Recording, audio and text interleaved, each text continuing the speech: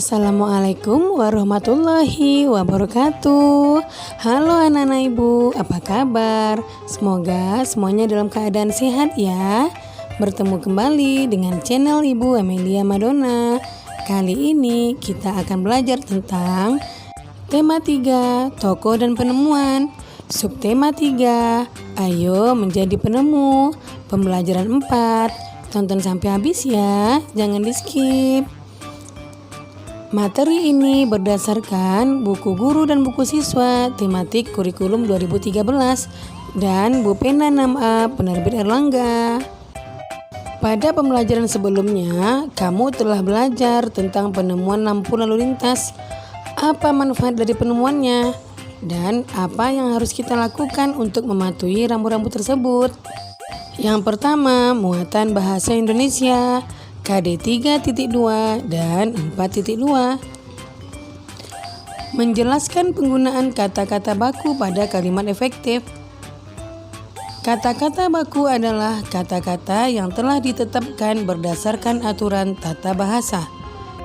Contohnya, kata apotek merupakan kata baku dari kata apotik.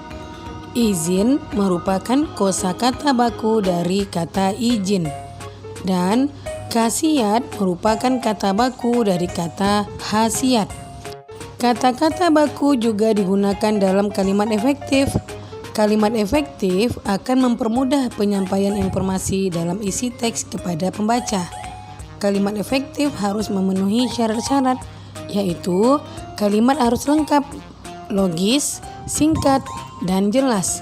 Lengkap artinya kalimat efektif sekurang-kurangnya harus memiliki unsur subjek dan predikat. Adapun unsur kalimat yang lengkap yaitu subjek, predikat, objek, pelengkap, dan keterangan. Anak-anak ibu, dengarkan teks berikut. Rambu lalu lintas. Kita semua pasti sudah mengenal lampu lalu lintas. Kita sering melihat lampu lalu lintas di perempatan atau persimpangan jalan. Lampu lalu lintas terdiri dari 3 warna, yaitu merah, kuning, dan hijau. Tahukah kamu siapa nemuin lampu lalu lintas? Ia adalah Jared August Morgan, seorang warga Amerika berkulit hitam yang peduli dengan keselamatan orang lain. Morgan terpanggil untuk menciptakan sistem lampu lalu lintas setelah melihat terjadinya kecelakaan antara mobil dengan kereta kuda. Ia enggak ingin kejadian itu terus berulang. Hingga saat ini, penemuan Morgan sangat bermanfaat untuk mengatur lalu lintas dan menyelamatkan pengguna jalan dari kecelakaan. Nah, anak-anak ibu, mari kita temukan kosakata non baku dan kalimat tidak efektif dalam teks tersebut. Yang pertama adalah ngelihat. Perbaikan atau kosakata bakunya adalah melihat. Kalimat tidak efektifnya, kita semua pasti sudah mengenal lampu lalu lintas. Sedangkan perbaikan menjadi kalimat efektifnya adalah kita pasti sudah mengenal lampu lalu lintas. Kemudian yang kedua, kosakata non bakunya adalah nemuin. Perbaikan menjadi kosakata baku, menemukan. Kalimat tidak efektif, tahukah kamu siapa yang nemuin lampu lalu lintas? Perbaikan menjadi kalimat efektif, tahukah kamu siapa penemu lampu lalu lintas? Kemudian, kosakata non bakunya adalah sistem. Perbaikan menjadi kosakata baku adalah sistem. Kalimat tidak efektif, Morgan terpanggil untuk menciptakan sistem lampu lalu lintas. Perbaikan menjadi kalimat efektif, Morgan terpanggil untuk menciptakan sistem lampu lalu lintas. Yang terakhir, kosakata non baku adalah enggak. Perbaikan menjadi kosakata baku adalah tidak. Kalimat tidak efektifnya adalah ia enggak ingin kejadian itu terus berulang. Perbaikan menjadi kalimat efektifnya adalah ia tidak ingin kejadian itu terus berulang. Kemudian, anak-anak ibu, mari kita jawab pertanyaan berikut. Kapan kita menggunakan kosakata baku? Ya, saat menyusun karya ilmiah, saat menulis surat resmi, dan ketika berpidato di acara formal. Kemudian, mengapa kita menggunakannya? Untuk menjunjung tinggi bahasa Indonesia.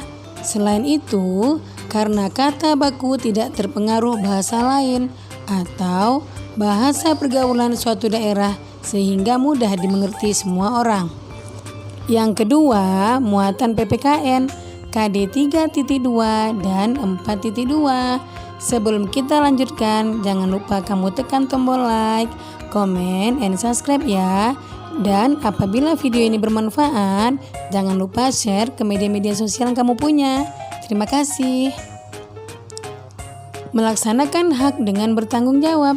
Selain di rumah, sekolah, dan masyarakat, kita juga memiliki kewajiban di lingkungan sekitar. Kita harus melakukan kewajiban di jalan dengan penuh rasa tanggung jawab agar hak diri sendiri dan orang lain tidak dirugikan. Berikut ini contoh perbuatan yang mengganggu hak diri sendiri dan orang lain jika tidak melaksanakan kewajiban di lingkungan sekitar. Yang pertama, mengendarai sepeda dengan kecepatan tinggi dapat menyebabkan kecelakaan yang membahayakan diri sendiri dan orang lain. Hak yang terganggu dalam kejadian ini adalah hak keselamatan di jalan. Oleh karena itu, kewajiban kita adalah berkendara dengan kecepatan yang sesuai. Kemudian yang kedua, memakai perhiasan mewah di jalan dapat memancing tindak kejahatan yang dapat mengancam jiwa kita. Hak yang terganggu dalam kejadian ini adalah hak keamanan di jalan. Oleh karena itu, tidak memakai perhiasan mewah saat di jalan adalah kewajiban kita. Anak-anak ibu, kamu telah mengetahui bahwa lampu lalu lintas ditemukan untuk menciptakan keamanan dan kenyamanan bagi pengguna jalan. Selain lampu lalu lintas, masih banyak lagi rambu-rambu lainnya yang mempunyai tujuan masing-masing. Setiap warga negara mempunyai kewajiban untuk memenuhi rambu-rambu lalu lintas tersebut agar hak orang lain untuk mendapat keamanan dan kenyamanan lebih terjamin. Nah, anak-anak ibu, berdasarkan pengalamanmu, tuliskan contoh sikap warga yang sudah menunaikan kewajibannya dan yang tidak menunaikan kewajibannya. Ibu berikan contoh ya. Yang pertama, sikap warga yang melaksanakan kewajiban.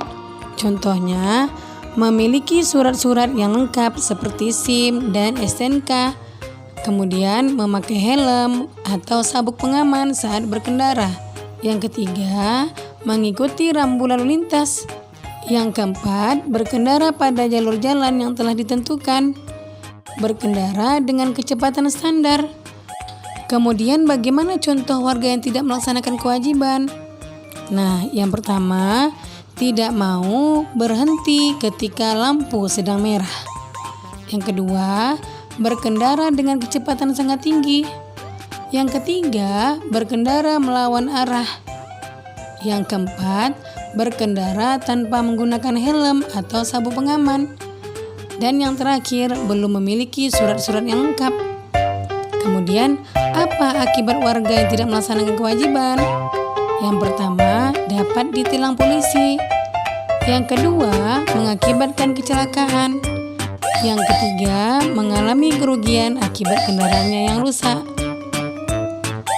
Yang keempat, membahayakan diri sendiri dan orang lain. Yang kelima, melanggar hukum.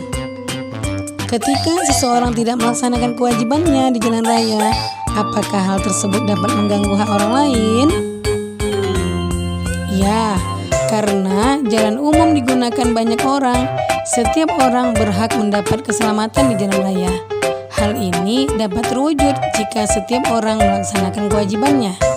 Nah, anak-anak ibu, selain lampu lalu lintas, terdapat juga rambu-rambu lalu lintas. Mari kita amati rambu-rambu berikut. Gambar ini artinya dilarang berjalan terus, wajib berhenti sesaat, dan meneruskan perjalanan setelah mendapat kepastian aman dari lalu lintas arah lainnya. Kemudian gambar kedua ini artinya dilarang berjalan terus apabila mengakibatkan rintangan, hambatan, gangguan bagi lalu lintas dari arah lain yang wajib didahulukan. Kemudian gambar ketiga ini artinya dilarang berjalan terus pada persilangan-persilangan sebidang lintasan kereta api jalur tunggal. Wajib berhenti untuk mendapat kepastian aman. Kemudian gambar berikut artinya larangan masuk bagi kendaraan bermotor roda 2. Yang kelima, rambu petunjuk jurusan yang menyatakan arah pada gambar menunjukkan arah Cibitung. Kemudian yang keenam, ini adalah gambar rumah sakit.